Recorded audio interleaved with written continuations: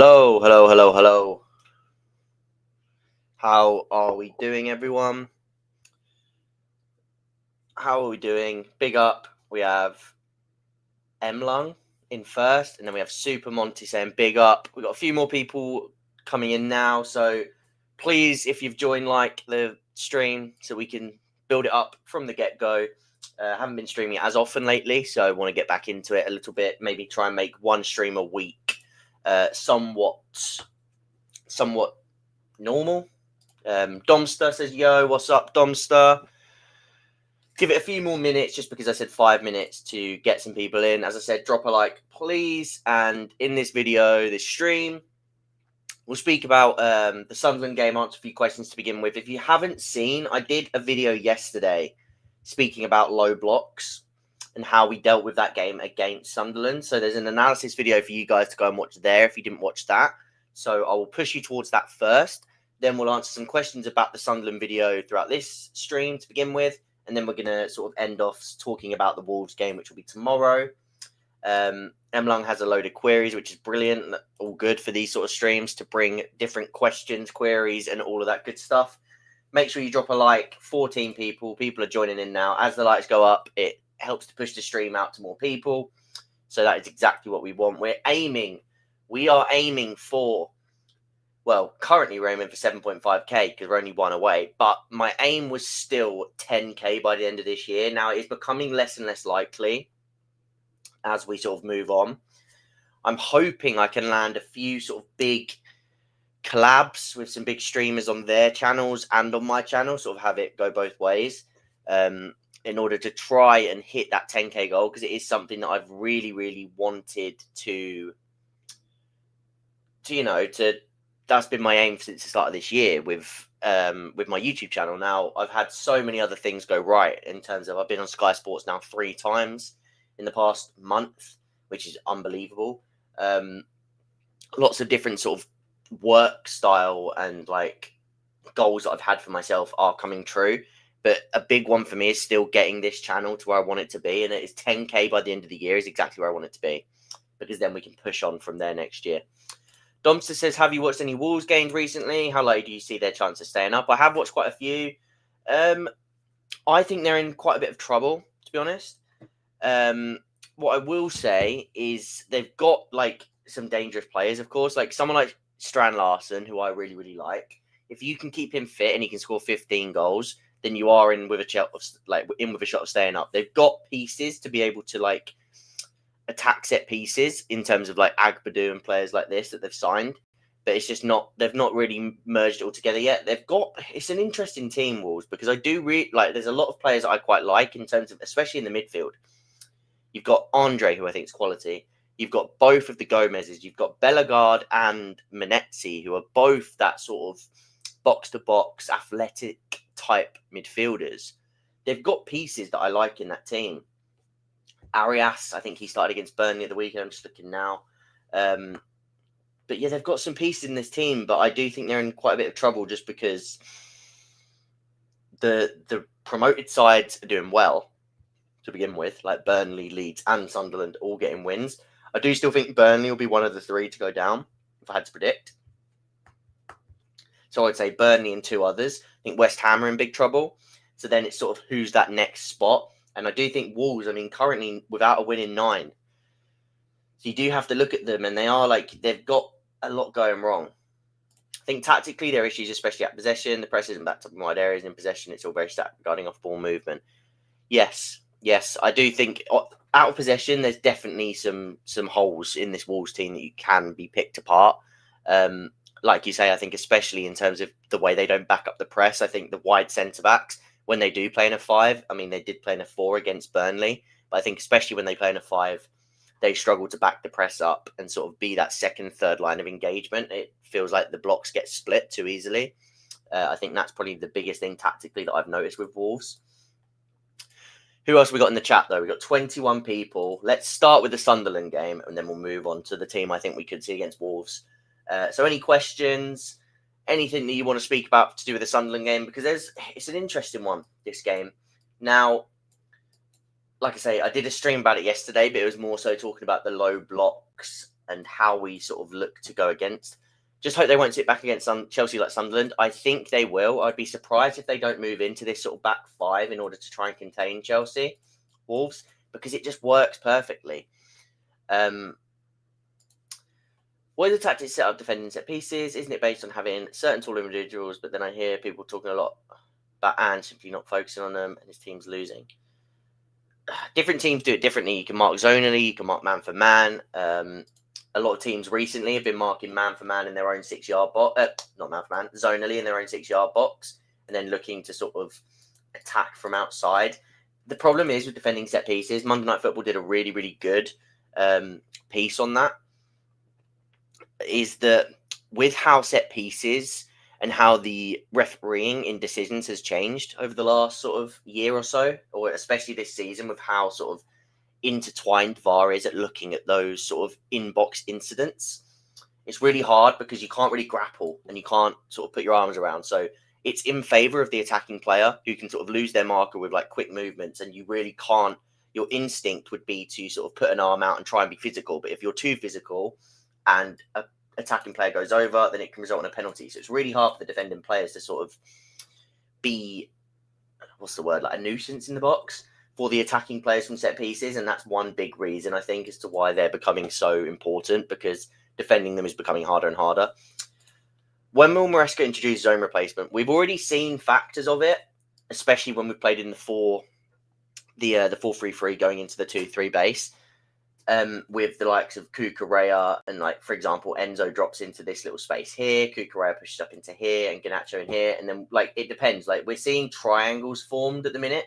So this triangle, when it has been playing on the left-hand side, which, of course, we didn't see at the weekend, but when it has, you have seen moments where Fernandes takes up the deep sort of position of the triangle. Sometimes Cucurella's wide and Garnacho's inside, sometimes vice versa. Sometimes it stays how it sort of sets up on paper like this. Sometimes Garnacho goes inside when Fernandes picks up the ball here, and it sort of ends up being almost like this, higher up the pitch. So we have seen those zone replacements sort of slightly implemented on either side with the triangles.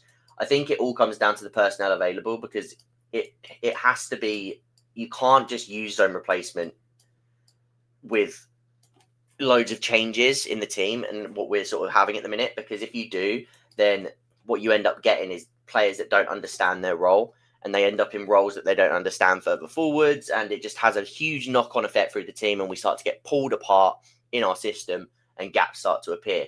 So the reason it works so well with Cucurella and Fernandes is they've already got that synergy developed from playing with each other for a few seasons now, working under Maresca last season, often playing on the same side of the pitch, where Cucurella would play left back and Fernandes would play as that left DM spot. They've generated somewhat of a synergy between the two of them, to the point where they understand the roles that they're occupying on the pitch. They're also two very intelligent footballers, Cucurella and Fernandes, two of Chelsea's leaders in that sense. So I do think that it's personnel specific, because a lot of people were talking about the triangle at the weekend that was formed. Now, the triangles at the weekend, with the way that we were playing, now what I want to sort of touch on actually really quickly for the Sunderland game, because some people were sort of missing the point of it, in my opinion.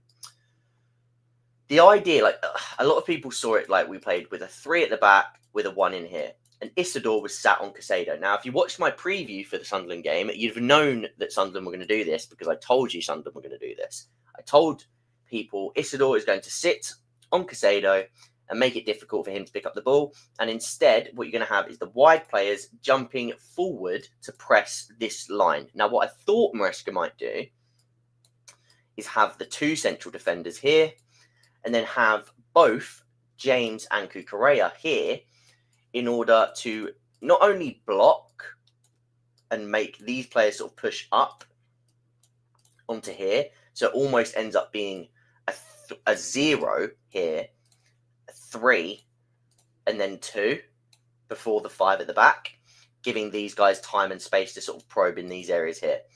Now, what instead he did, and I actually think it was quite clever, really, to begin with, was sent Cucurella forward and it started like this. Now, this is not what I would have done, but I didn't mind it, because the idea simply was, if Isidore's going to sit here, what we're going to do is Chalobah's going to be the guy on his own. we're going to send Acheampong and James higher, essentially. So what you almost had was, instead of a 3-1, you actually really had a 1-3, really, like this. Because the idea of Acheampong and James was to probe these players here, force one of them to jump, so then one jumps to apply pressure, and then you try and move the ball into these areas, because then people have to shuffle in order to sort of make that happen. This centre midfielder, he might not want to shuffle all the way over, and that's your way of progressing, because the wide centre midfielders would have had to shift. So I didn't mind that, because then James was doing it really well on this side. Acheampong at points in the first half was doing it nicely. Whereas what we did in the second half a little bit more was, of course, we tried to then play the numbers, because they weren't pressing high on the first line. So having 3 there, instead what we did is we had the 2 of Acheampong and Chalobah, sent James inside, so that Isidore now had to mark 2 in the middle of the pitch. Now, what this did instead, though, is it made that distance that slightly bit bigger for these players to have to jump until they sort of made their way higher up the pitch. So what actually happened is, as a byproduct of that, I feel like these players dropped deeper and made it even harder for us to access these sort of areas, because, again, like what you've got in here, where's the line? What you've got is essentially you want Cucurella occupying this triangle and Fernandez occupying this triangle. If we put him here. And they're trying to drag them out. And if they get dragged out, if one of them gets dragged out, then the triangle, like, it's all of a sudden it expands and there's more room for Fernandez to get it. But if they all drop off and sit in here, these players are going to be extremely hard to access, which is what happened. Pedro was he wasn't demanding enough at all in terms of trying to drop in and get the ball. So really poor from him, in my opinion, at the weekend. And because they then dropped off, even winger access became a little bit harder to get to, because these wingers, where they were going up a little bit further on beforehand, and say Cucurella was able to drop, bring him inside a bit and open up that angle into, say, Garnacho, who could then 1v1 with the wing back, which didn't work to very good effect, because, like I said at the weekend, Neto and Garnacho are not your best 1v1 profiles. But yeah, I think that was maybe a mistake in switching to that, because even though it made logical sense, I think it actually had a negative effect. Even like I say, even though that maybe couldn't have been predicted, I think it just saw that these players dropped off that little bit more. Yes, we took control higher up the pitch because of it, but we weren't able to break that down anyway. So I do think that maybe that was the wrong decision, switching from the 3 base to the 2 base in the later sort of, even though a lot of people thought it was a good idea, and myself included at the time, to give us the numerical advantage further up. Do you think we missed Gusto in this game? It's so tough with Gusto, right? Because I think what he does give you is off-ball movement, and I think we absolutely lacked off-ball movement, especially in these areas, to attack the half spaces. And Gusto does give you that. He would have sort of kept making those runs relentlessly into that spot.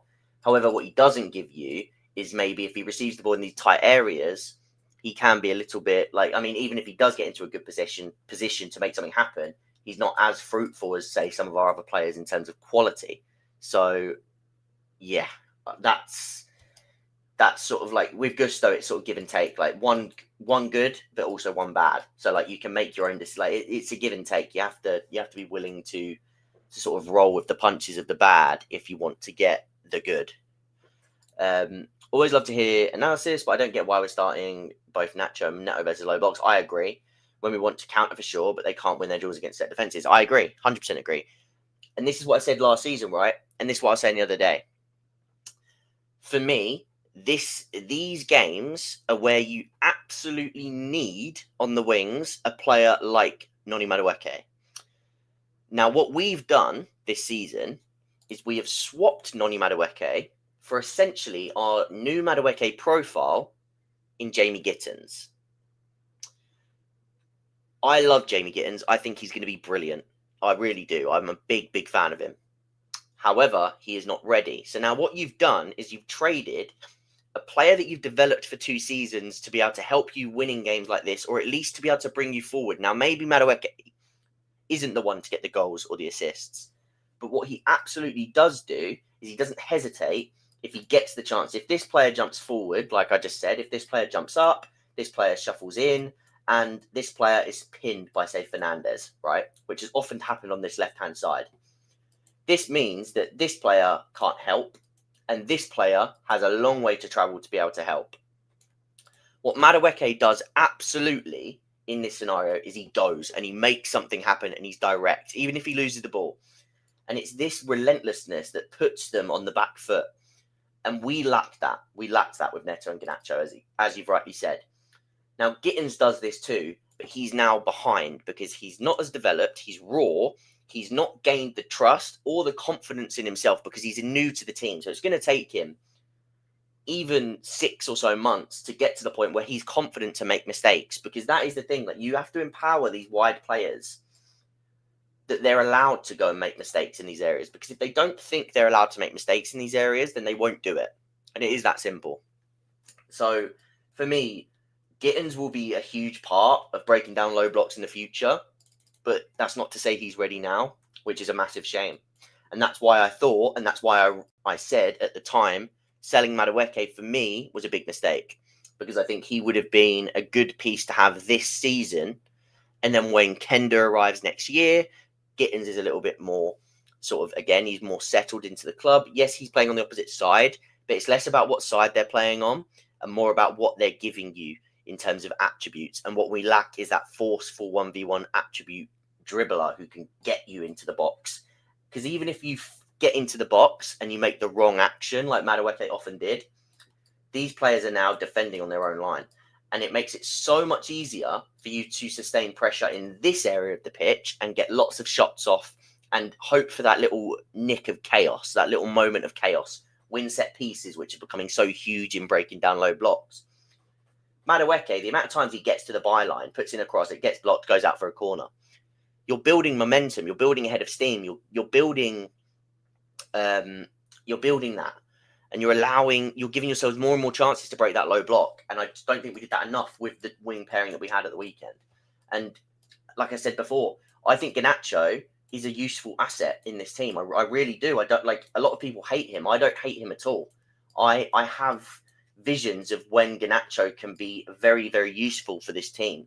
But when we're talking about teams that are willing to shut up shop, sit in a back five and do that, you need at least one of the wingers to be more forceful. And unfortunately, the main guy that we've got for that is Gittins, which is in Garnacho's spot. Now, that being said, I do also think we lack off-ball runners, because what we didn't have enough of, as I said, is we didn't have enough movement in these areas. One thing Garnacho does do is he does look to arrive on the last line, and that is something he does well. But we needed it, especially in this game, we needed it more in those half spaces. And that's another issue, because I don't think we have those profiles to attack those central areas, not only through running, but also through carrying. I don't think we have a central carrier, especially if João Pedro isn't going to be more forceful, dropping into these areas to get on the ball and carrying us up the pitch himself. Like, that's something else that I expected more of from him, but we didn't get. Mr. Kev, just got off uni class. What's up, Connor? I'm good, man. How are you? I'm good. We're just analysing a little bit from the Sunderland game. We're going to get onto the Wolves game and sort of speak about the team we want to see. But yeah, just answer a few questions, see how we're doing, and then but I'm doing good. I think the way Gusto's been utilised by Maresca, it would not surprise me next season if we see Kenda doing the exact same thing, but Kenda will give you the IQ passing that Gusto misses. I do think Kenda's going to be... I think the idea will be that Kenda becomes the right winger, and Esteval begins to operate more inside. Like, maybe you get Palmer and Esteval in the middle of the pitch. Now, there'll be different ways of doing that, but I do think that that's the long-term goal, is to have Esteval as more of a right wing to 10 hybrid and Kenda be a right wing mainstay, would be my idea. I love and die. People know that I love and die. Him and Semenyo are two players that I called for. Not this summer, the summer before, I was saying about them as options. Not the summer, sorry, the January, not the summer, the January. Because Ndaya sort of picked up his form when joining from Marseille. It was January. I said about both of them as options for a little bit of a sort of an outlet player, but also just somebody who's a bit of a maverick on that left-hand side who can give you shots. I just don't think we're going to go for a player like this now. I think in terms of attack, I think it's more about letting Gittins, Garnacho, Esteval, letting them all settle, because we've got Kenda coming in next year. I do think that in terms of attacking players now, we are just going to essentially settle on what we've got and let them grow into it. And unfortunately, that just means we're going to have to sit here and let the growing pains settle. And every week, I'll probably come back and say, we struggled today without this profile.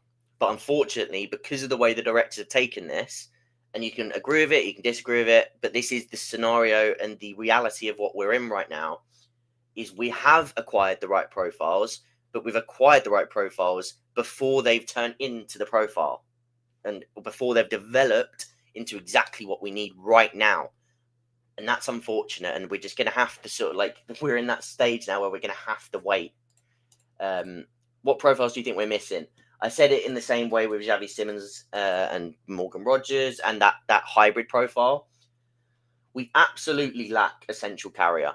Absolutely. Somebody who can get the ball in these areas, in these half spaces, and they're not only willing to make runs into those half spaces off the ball, but they're also willing to get the ball in here and take multiple touches to disorientate this second line. So imagine that you're playing against this low block, right? And you've got this 4 in front of the 5. What you need is this player, this central carrier, who's willing to not only split the lines by passing it through here, but also just to probe. He's willing to take touches and get in between these players and try and carry it into this sort of zone 14 so that he can then combine close range in these little triangles in here. And yes, that's what Cole can do, but we just lack somebody who's athletic enough to do that and also make things happen in there. Kendry Paez absolutely could be that, and I do think that's why they've not gone ahead further with, say, Simmons. And I agree, João Pedro should be, which is why I was really disappointed that he wasn't more forceful to demand the ball at the weekend, because there was a lot of I watched the game back twice. There's a lot of chances where João Pedro could have dropped off and got the ball and looked to turn face up and attack that space, but he just didn't do it. And I do think that maybe it is to do with the injury. Maybe he's just so physically out of it right now that he's doing the bare minimum, and that's not good enough. It's not good enough for what we need right now when Cole is out the team. Yeah, no, I agree, but he's not. That's what I mean. He's not doing it as much. Hit the like and subscribe, please, guys. Please, that would be unbelievable. Thanks for the shout there. Call us Chelsea. Everybody in the chat, 40 odd people watching the stream. If we can run that like button up to 40 odd, then we can get more people joining. It helps to build momentum for the channel. So that's exactly what we need. There was another one I wanted to speak about. Kendry. Yeah, Kendry is somebody I think that could offer this, because he's intricate enough on the ball in the half spaces. He's willing to run in behind, but he's also willing to sort of, manipulate the ball in tight areas. So if he gets the ball in here, he's willing to take multiple touches to disorientate this second line of pressure. So Kendry Paez is definitely a player that I'd be looking at. Somebody else said it here. Remember complaining how can we prioritize Garnacho over Simmons or Lopez? One thing I would say is Simmons is more of that central carrier. Firmino, what he's brilliant at is literally how we've been playing lately, and how people have been sort of complaining that when João Pedro plays up front and he drops and he brings these men away, we don't have enough players in these central areas, again, like Fernandes or Cucurella or whoever's playing in there. Don't attack that last line. What Fermin Lopez does better than, for me, it's nearly better than anybody in the world. He's so good at this. He notices that space. He's constantly scanning that space. If you watch Fermin Lopez and you just watch him for a game, you just count how many times he scans. His scanning is impeccable. He sits in these areas, he scans like anything, and he attacks the space relentlessly. He's so clever with his movement, out to in, little counter movements to attack the space. He is unbelievable, and he would have been, I'm convinced he was a Maresca target, because he is so perfect for this system.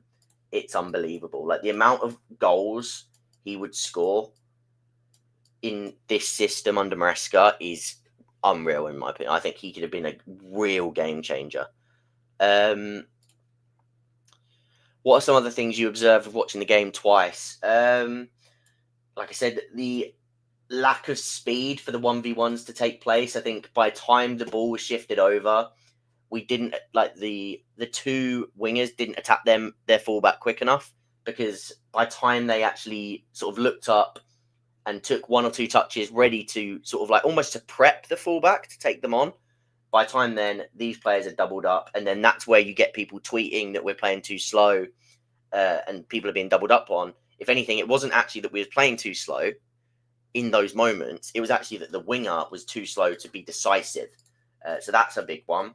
The other one that I sort of really noticed was why I want Delap so badly to come back is that a lot of the time, even when these players sort of stepped out a little bit to press, Fernandes did this a few times as he dropped into this area here, and he was able, because what was happening is Guiu was getting the seal on one defender, and when we put that ball into this channel of sort of uncertainty, which is exactly what you want your striker to be doing, by the way, he wasn't able to seal the man and make something happen. Of course, this is the difference between people wanting Guiu to be up there because he's a more centre forward type profile. He's a bit bigger, a bit more like a bit more brutish than say a João Pedro, and that's why we wanted him up there to sort of carve space for João Pedro in here. But whilst he does do that, and he does try hard, and he does work hard, and he is a bit of a bigger sort of build, he's still quite raw in the sense that when he does get those touches, he's a little bit slow to seal the player and sort of control the space that he's in.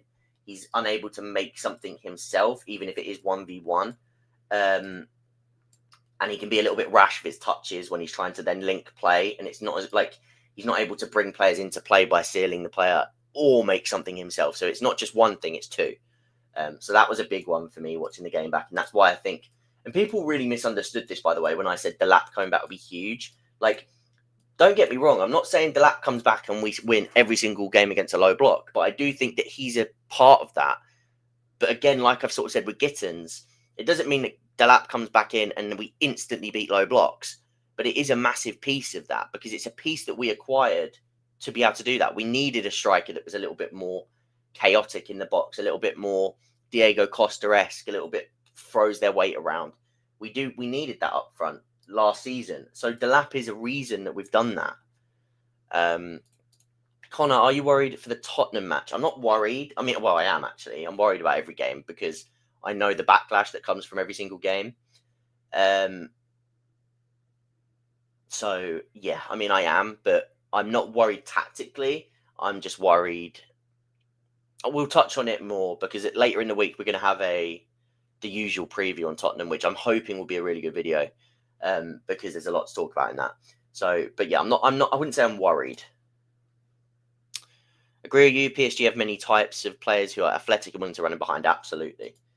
How long till a PL title?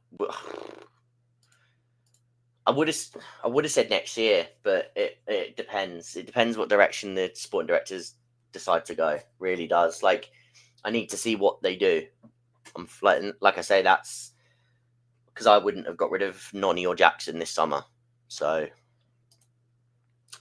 Blueco, and still no shirt sponsor. Do you trust Paul Winstanley and Lawrence to make better recruitment? I don't know. Like I said, I think it's all about when we decide to pull the trigger. Essentially, they were doing the double up. Yes, they were, but that's because these players weren't quick enough to decide. There was a lot of moments where they had a 1v1, they just didn't take them quick enough. And again, this is what people are saying. Why are our wingers always outnumbered? If you rewatch the game, they're only outnumbered because they take so long to decide what they're going to do. And then they sort of creep on the ball, and then they put it back to Cucurella, and then the shift starts again because then you have to shift it all the way over to the other side of the pitch, touch the other side of the pitch, and then again they're not direct enough, they're not forthcoming enough. That's why Madueke would get the ball and his first touch is direct, and he's attacking that man 1v1, and he's making it a 1v1 before it can be a 2v1. Do you think Zappaev and Denner go on loan? Yeah, I do. If you're manager, do you increase the tempo when your defence is shaky like that? No, I wouldn't. I wouldn't. And a lot of people hate it. Like, I completely understand that people, like, they think that the biggest issue is our tempo. But it's exactly this. When you've got a defence that is so shaky, the reason we were so good at the end of last season is because we controlled games and we was a little bit, like, we wasn't quick on the ball. When you speed things up, your two lines, your defensive unit and your attacking unit, get split. And that's when the space arrives in between for you to be played through. And then at this point, when you're in this sort of section and there's so much space between the two sectors, let's say the middle, you're turning a game that it turns from control into chaos, and chaos relies more on athleticism. Now, what is the Premier League turning into? An athletic league. Are we one of the more athletic teams in the Premier League? I would say no, absolutely not. So instantly, if you turn the game into this, we are now at a disadvantage. We're not at an advantage. People think, oh, we should speed things up because then we might score. If anything, I think you're lessening your chance. That's not to say that we're not slow at times in our build-up in these areas. I think sometimes we can move the ball quicker when we're set up, let's say like this. Let me remove it. When we're set up in this sort of diamond, that's not to say I don't think sometimes that we can't move the ball quicker through the lines. But I think when, in terms of getting into shape, I think it's just as important to do that slowly so that everybody is in constructed space.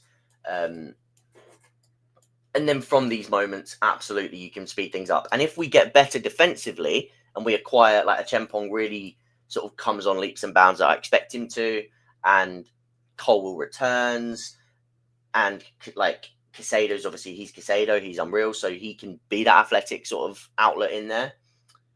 Then, for sure, then you can start to be a little bit more expansive in transitional games. But until then, it can be an issue. I think that's why we left Xavi. Maresca wanted Lopez.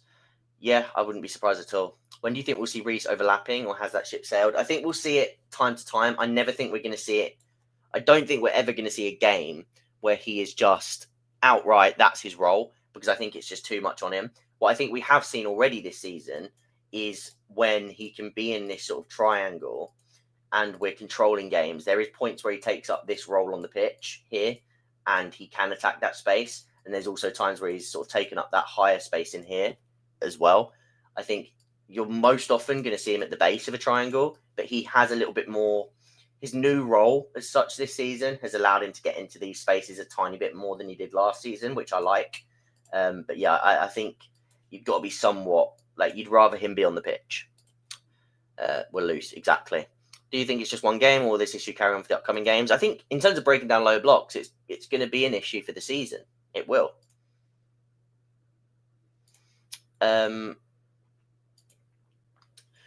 I'm worried. Yeah, I mean, I'm worried in the sense that I think that they could even play a back five against us. I wouldn't be shocked.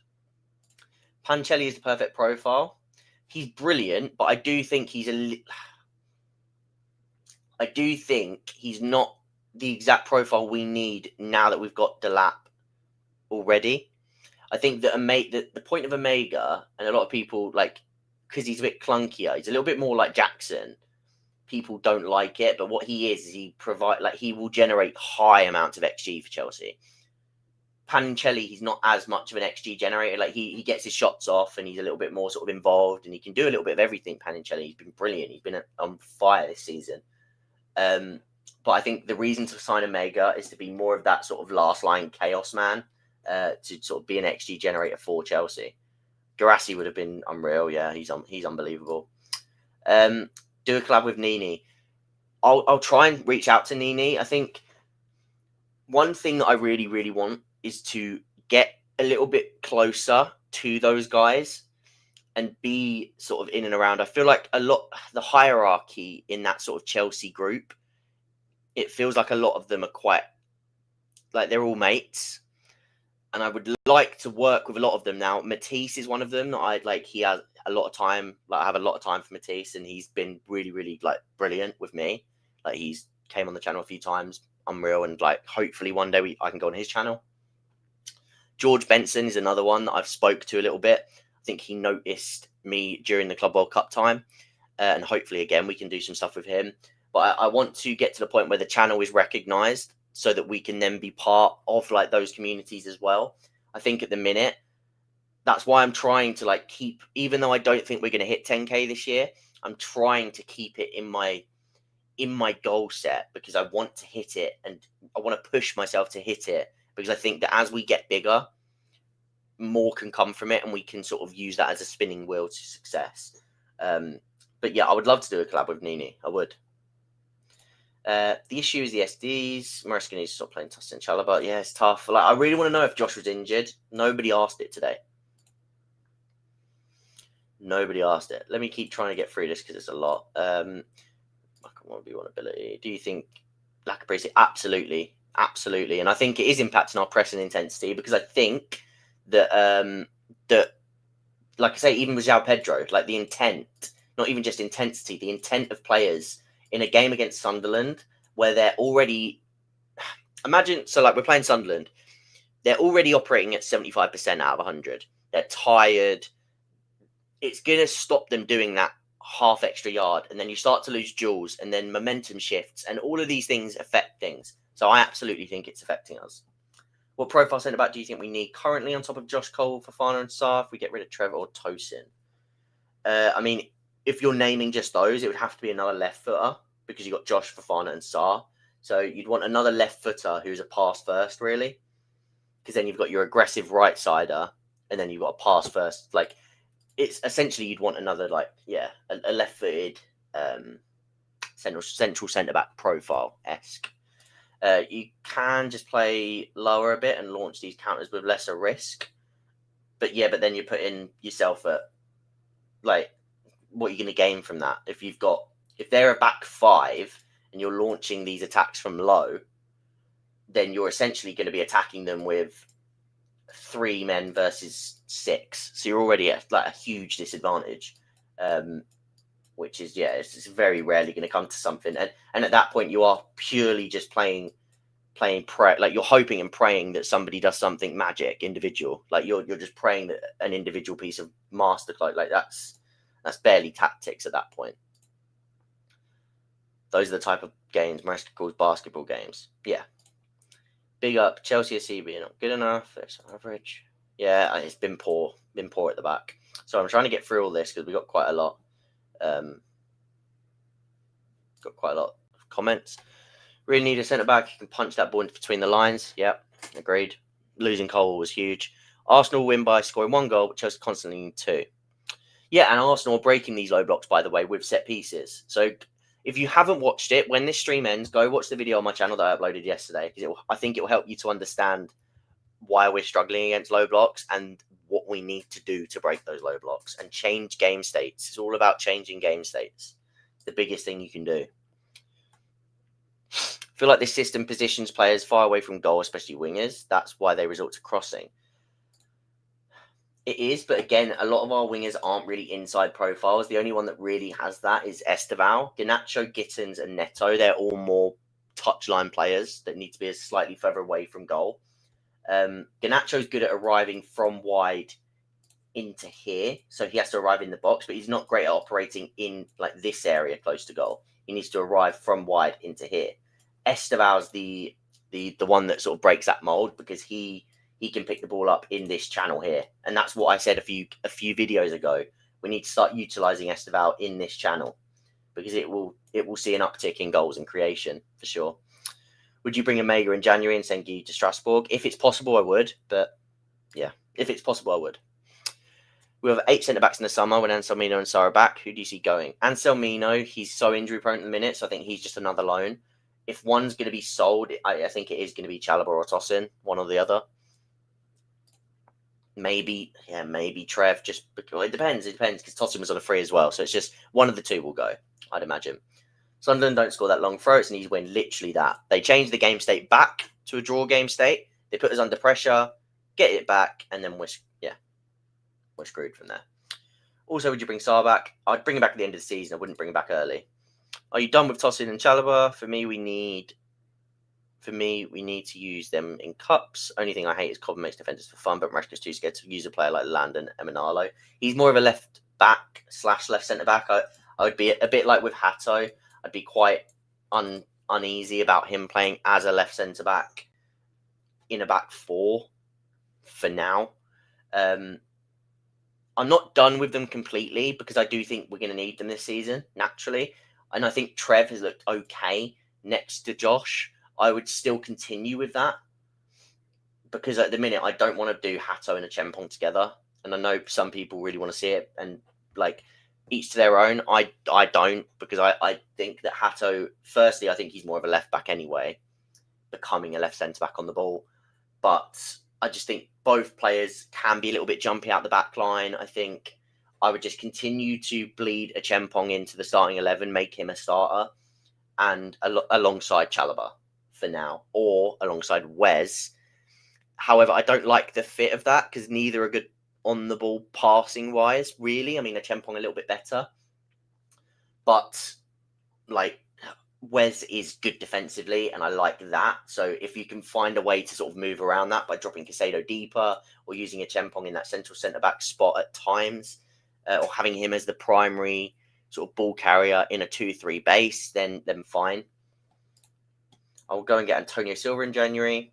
I don't think I would.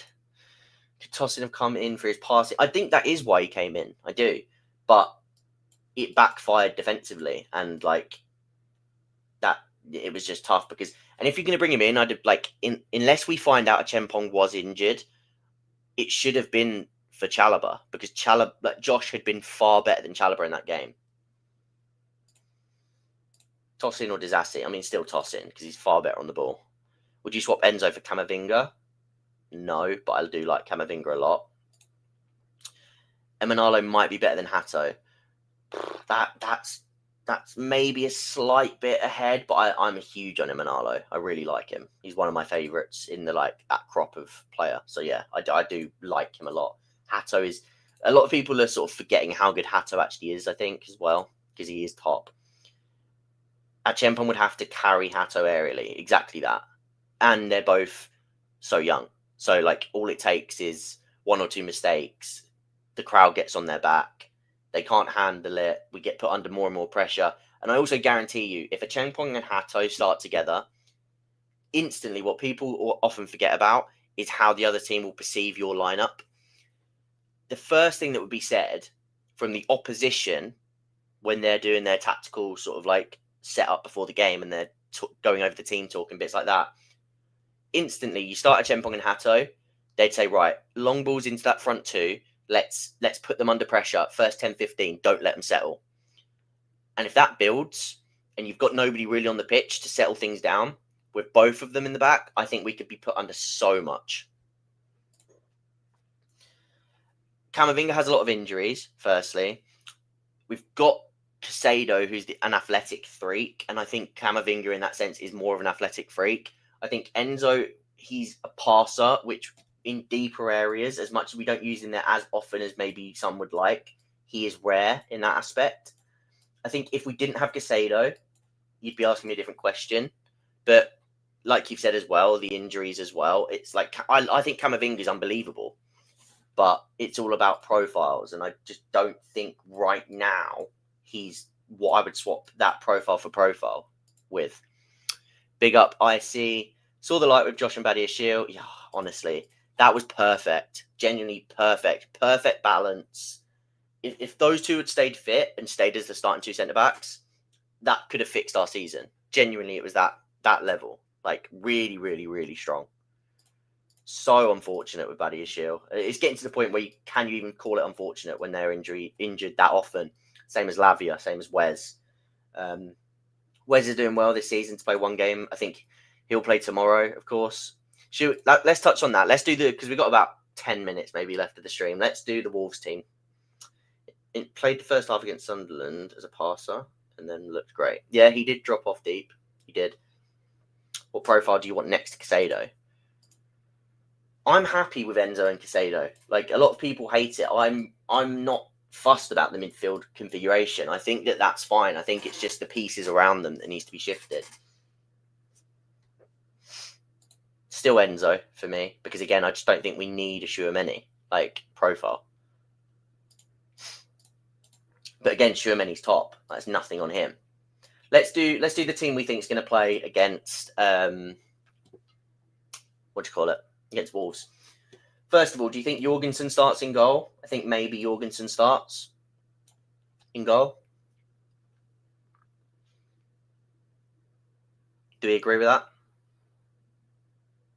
See, somebody saying I think Josh and Fofana should definitely start as a pairing tomorrow. I'm not sure if that would happen. I'm not sure. I feel like Tosin starts tomorrow, which is like after such a bad mistake. Crazy. But I think he does. I think he'll start. I think Kukurea gets rested, and I think Hato plays. So I think Hato probably plays as the left centre back. I think James probably gets rested for Gusto. If we do a back four, just like this, I think maybe it's Fofana definitely plays, right? So I think Fofana definitely plays. Maybe with Tosin. And then maybe it shapes up in the back line like this. Pretty much how we did against Ajax. I think Casado and Enzo are both going to be rested as well. And Pedro, because I think all three of them are in I think we could make loads of changes tomorrow. I know that Maresca said he doesn't really know how many. But let me try and put together what I think it could be. Because I think Lavia will play. I think Santos will play. And I think Esteval will play on the right. I'm just trying to figure out what I think might happen. I think Gittins will play. That's the thing. Somebody else has to start. Maybe it's Buonanotte, actually. I think it could even be a similar team to what we played against...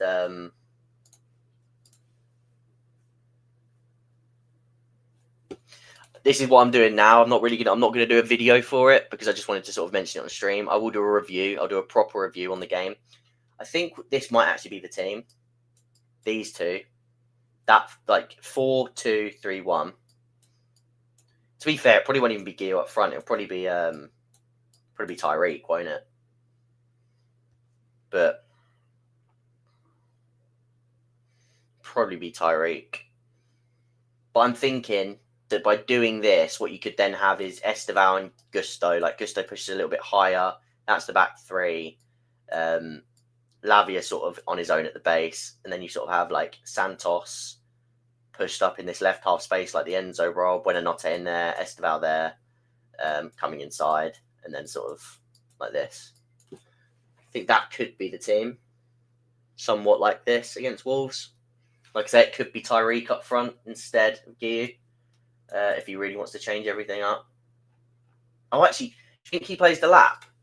Because the lap's back. I feel like that's a stretch. I think the lap's more gonna he'll be in for 20 minutes maybe. But could that be? No, absolutely not. If we don't, our pressing's not it's not been terrible. I think one thing that I've not liked is I do think when we transition between a mid block and a high press, I do think we have some issues because I think the intensity of the midfield three matters. And I think lately we've been trying to keep a +1 in the back line a little bit more than we did last season, and it is allowing teams to find these little gaps in here a little bit easier if the midfield intensity isn't right at it. And like we've just said, when you've got players in there like Enzo and Casado, but also João Pedro when he plays as a 10, for example. Did he say Delap won't start? Yeah. So, like I said, he'll probably come on the bench. That's what I did think. That's what I expected. What was I going to say? Yeah, when the midfield lacks that intensity and they're sort of struggling fitness-wise, then that's going to be an issue. That is going to be an issue. He's not been great defensively at all, yeah. But he's so good on the ball. Can we run up the likes, by the way? We've got 53 people in the building. We've got 30 likes. Can we run that to 50 before we end the stream? That would be huge. That would really, really help me out if we could run that to 50. That's all I ask. All I ask when we do these lives and these streams and these videos, can we just run the likes up, get that to 50, and yeah, because it will help me achieve that 10k goal that we've been speaking about in this video, which is the big aim. The only thing you guys can really do to help that is continue to like, continue to subscribe, and continue to comment, as everybody's done today. We've had a great chat here today. We've had so many comments, so many familiar faces. It's been a very, very fun stream. I've really enjoyed this one. We'll probably go for another 5 minutes. I'll answer a few questions just to sort of get a gauge. If this is the team that we see, this many changes against Wolves, let's have out of 10, how confident are you? And match prediction, score prediction. What do you think the score will be against Wolves tomorrow? Thank you, Mystic Elf. That's very nice to hear, because like I say, I'm doing a lot of this juggling. Like, for example, yesterday I watched, for work, this is like my job, I had to watch Getafe versus Barcelona and Getafe versus Real Madrid, and I technically watched all four. I watched their home and away games from last season and this season. Well, what they've played this season. So home and away last season, and then this season, the 2 times they've played. So, like, I'm doing all of this alongside each other. Like, I do bits of work for Squawker. I do bits of work for other people that, like, I can't name, like analysis for them. And then I'm also trying to grow my YouTube channel at the same time. So big up. I'm glad that you see the hard work, and I'm glad that you're here for the support. Hit the like button, people, as he says. 3-2 Chelsea, 7 out of 10 confidence, 3-1 Chelsea, 3-1 Chelsea. I will go 2-1 Chelsea. With many change, I think 2-1 Chelsea. Fair. Okay, we've got 42 people. We're on our way out, so I think we're going to end the stream there because I've got a little bit of work to get done. Like I said, please do drop a like on your way out, subscribe, all that good stuff. And I'll see you not tomorrow, Thursday. Thank you, man. Keep hustling. I will. We're working hard. See you Thursday for the review. So don't miss that. And like I said, if you haven't watched it, go watch the low block video that was uploaded on the channel yesterday. Comment, subscribe, all that good stuff on that as well. So yeah, hope you guys enjoyed the stream. Hope you guys enjoyed the video, all that good stuff. And I'll catch you guys on Thursday. Take care.